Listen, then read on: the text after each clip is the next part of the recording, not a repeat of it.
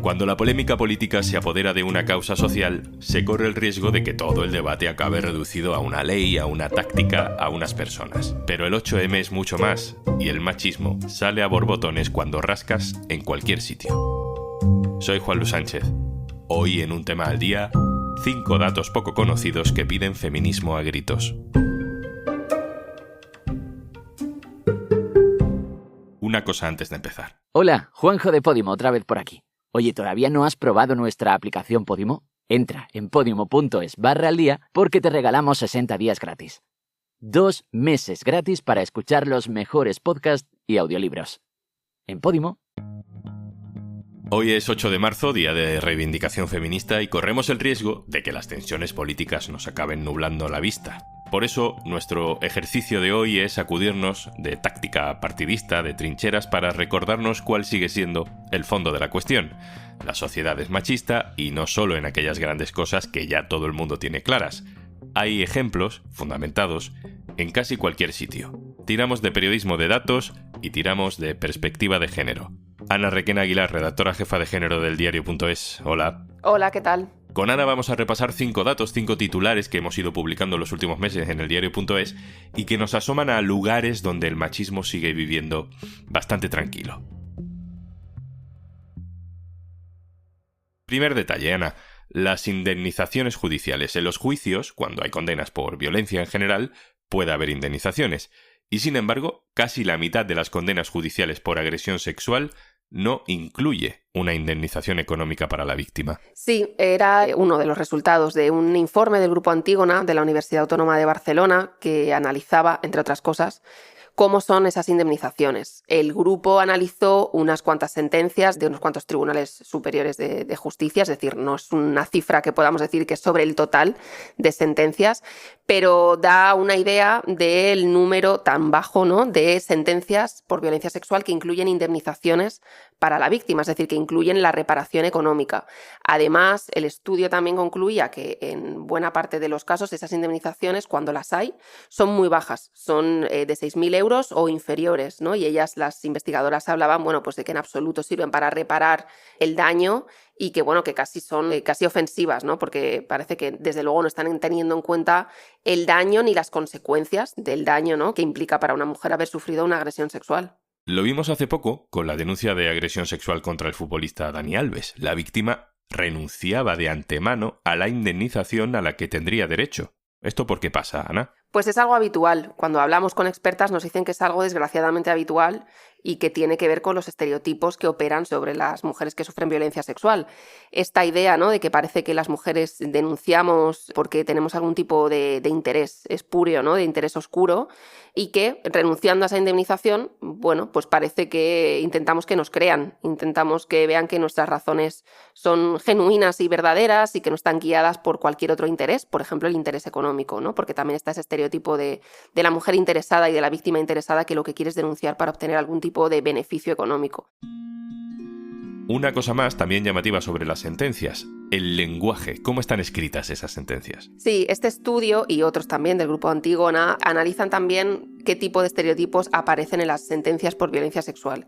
Y, por ejemplo, pues hablan del tipo de lenguaje que se utiliza, ¿no? Hablan de un lenguaje pues que viene muy del siglo XIX y en el que se siguen utilizando expresiones como acceso carnal o conducta libidinosa, ¿no? Y lo que dicen es que son, bueno, expresiones obsoletas que no hablan de la envergadura que tiene la violencia sexual y que, por el contrario, además, niegan muchas veces relatar la experiencia de la víctima en sus propias palabras. En lugar de poner cómo relata la víctima los hechos, pues muchas veces, en cambio, se reescriben y reclaman pues que el relato de la víctima esté tal cual es.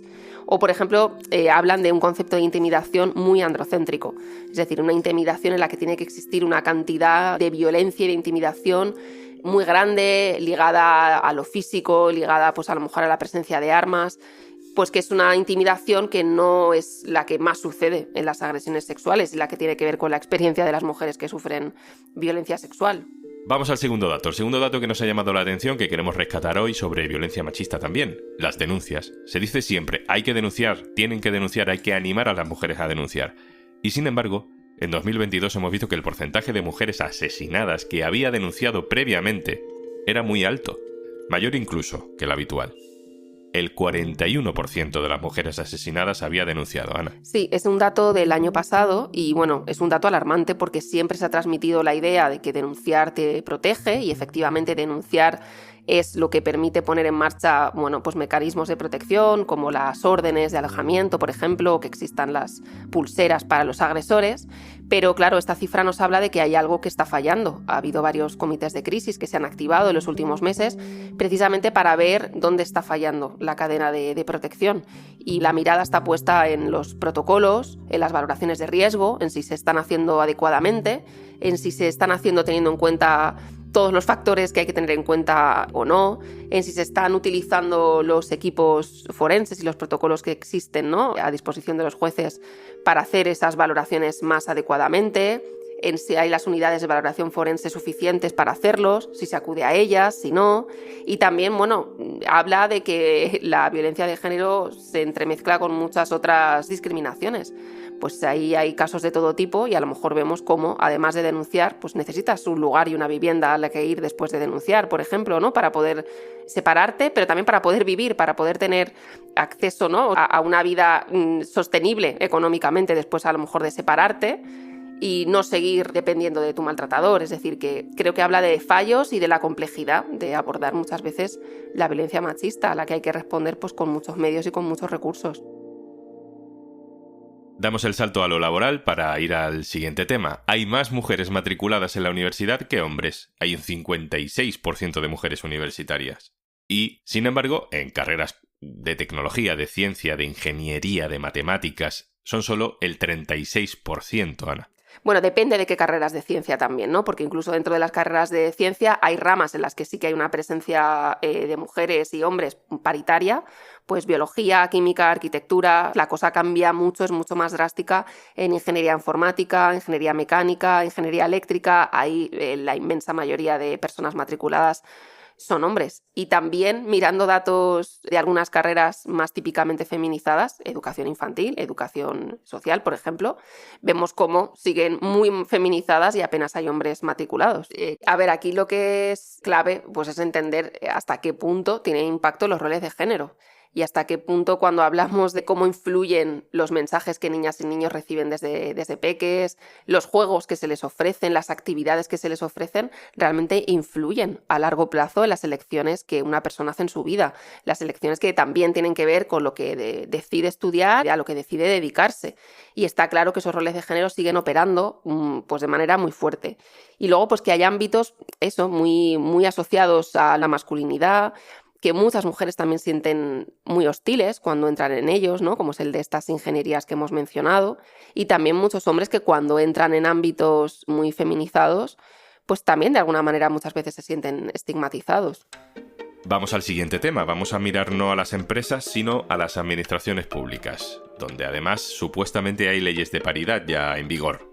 ¿Qué datos encontramos que nos estén diciendo que algo no funciona, Ana? ¿Qué me dirías, Juanlu? Sí, te cuento que España ha tenido más alcaldes que se llaman José, Antonio, Manuel y Francisco que alcaldesas.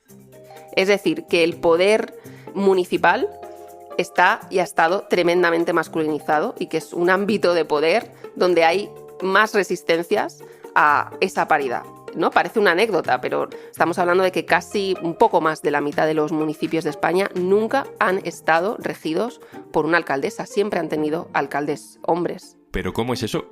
Lo que me dices es que hay 4 nombres de hombres que ya acumulan más alcaldías que todas las mujeres alcaldesas juntas. Sí, así es. Te estoy diciendo que desde las primeras elecciones municipales democráticas, que fueron en 1979, ha habido 83.761 nombramientos de alcaldes frente a 9.914 de alcaldesas. Y que solo ya la suma de los José, Antonio, Manuel y Francisco ya es mayor que la de todos los mandatos de mujeres en el poder municipal.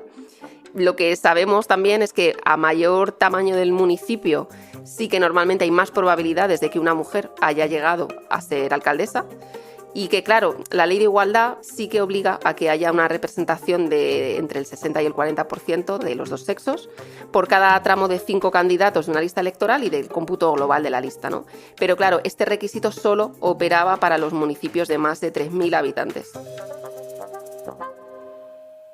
¿Qué patrón dirías? Yo creo que el número de habitantes es una pista, pero ¿qué patrón tenemos para identificar esos municipios donde nunca ha habido una mujer alcaldesa? Pues lo que vimos al hacer esta radiografía es que las zonas rurales es donde más alcaldes, hombres, ha habido, donde más masculinizado ha estado ese poder municipal. Y que conforme aumenta efectivamente pues el número de habitantes, aumentan los municipios que sí han tenido alguna vez una mujer al mando. ¿Y por qué? Lo que quisimos también es buscar las causas, porque esta desigualdad en el poder municipal. Y hay varios motivos que nos decían las expertas. Pues por un lado, si de la política a lo mejor autonómica, nacional, puedes vivir, de la política local muchas veces no. Los cargos de alcalde, concejalías no están remunerados, con lo cual solo las personas que se lo pueden permitir y que tienen pues un trabajo remunerado o tiempo para hacerlo, se pueden dedicar a ello.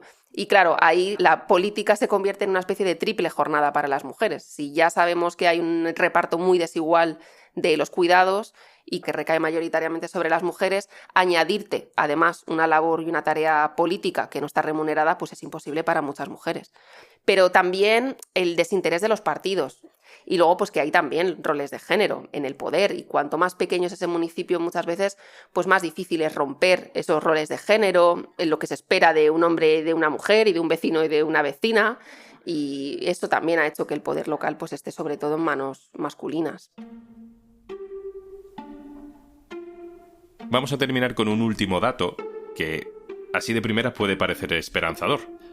Los hombres después de la pandemia pasan más tiempo haciéndose cargo de sus hijos y de las tareas domésticas. Hemos ganado 3 horas a la semana con respecto a lo que hacíamos antes de la pandemia.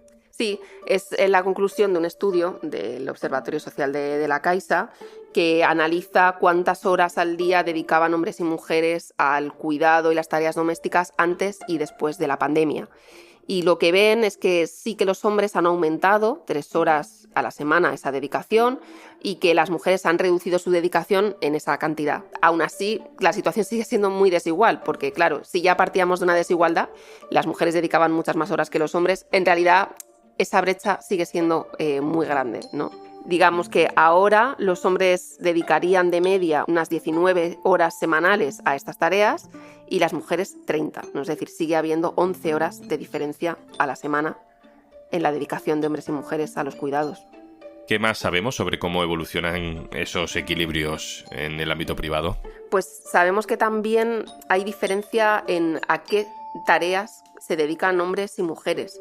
Es decir, lo que ven en general los estudios es que los hombres sí que dedican ahora más tiempo, por ejemplo, a cuidar de sus hijos, pero no aumenta de la misma manera la implicación de los hombres ni las horas que los hombres dedican, por ejemplo, a las tareas domésticas, a las tareas del hogar y a las tareas también menos agradecidas, ¿no? Que tienen que ver a lo mejor pues, con limpiar el baño o incluso con tareas más invisibles, ¿no? Que tiene que ver con esta carga mental de estar pendiente de lo que hay que hacer, no solo ir a la compra, sino quién hace esa lista de la compra, quién decide que es hora de ir a comprar, quién está pendiente de que es la revisión de tales años de tu hijo, quién está pendiente de que hay que pensar en qué le vas a regalar a tu hermana en el cumpleaños, sigue estando muy del lado de las mujeres, creando pues, bueno, una desigualdad que es difícil muchas veces de medir, que es escurridiza porque es más invisible, pero que implica también pues, una desigualdad y además una sobrecarga mental para las mujeres. Ana Requena Aguilar, redactora jefa de género del diario.es. Un abrazo, gracias. Gracias y nos vemos en la calle. Y antes de marcharnos... Si escuchas frecuentemente un tema al día, supongo que eres de podcast. Pues tienes un montón por descubrir en Podimo y te regalamos 60 días gratis para que puedas disfrutarlos. Descarga nuestra app entrando en podimo.es/aldía. Regístrate y usa tu cuenta en tu móvil o en el ordenador. Charlas divertidas, true crime, ficción, algunos podcasts que no sabríamos ni cómo categorizar de lo locos que son. Y esto nos encanta. Pero además, tienes un montón de audiolibros para que desconectes de la realidad durante horas. 60 días gratis para que descubras todo el contenido de Podimo por ser oyente de un tema al día. Venga, vale, te lo repito. Última vez, prometido. Podimo.es/aldía. Esto es Un Tema al Día, el podcast del diario.es. Si te gusta lo que hacemos, necesitamos tu apoyo. Hazte socio, hazte socia en el diario.es/socio. Este podcast lo producen Carmen Ibáñez, Marcos García Santonja e Izaskun Pérez. El montaje es de Pedro Nogales. Yo soy Juan Luis Sánchez. Mañana, otro tema.